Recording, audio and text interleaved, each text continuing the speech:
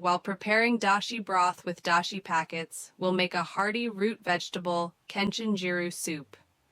First, let's prepare the konjac. Break the konjac into bite-sized pieces with your hands, put water in a pot, and turn on the stove. When it starts boiling, boil for 1 to 2 minutes and then remove. This boiling process will help remove the unwanted smell of konjac. Next, cut the aborage, thinly fried tofu, lengthwise in half and stack them. Cut the aborage into 1 centimeter wide strips. Let's make the Kenchin-jiru soup. First, add sesame oil to a heated pot and sauté the ingredients.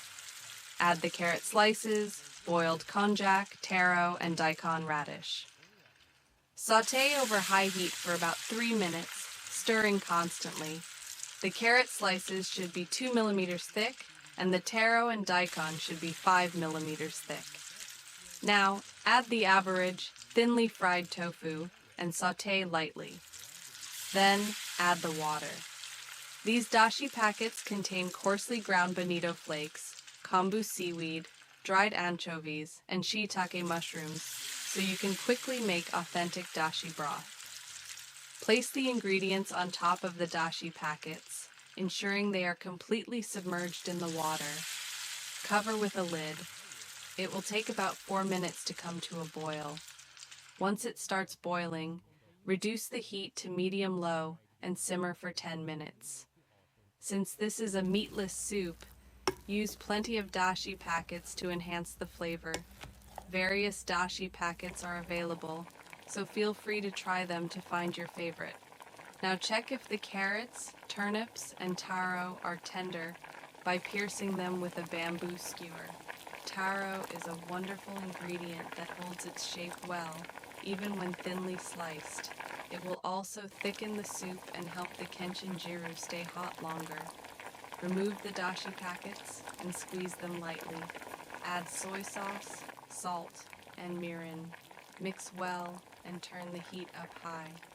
Wrap the tofu in a thick paper towel and let it sit for a while to remove excess water.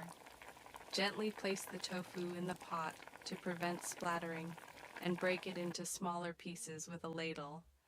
Add the naganegi, long green onion, sliced crosswise into 5 millimeter thick pieces. Now, the colors have become more visually appealing. Cover and continue cooking over low heat. When the tofu is heated through and the long onions are tender, it's ready.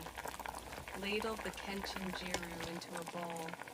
The ingredients are thinly sliced for quick preparation.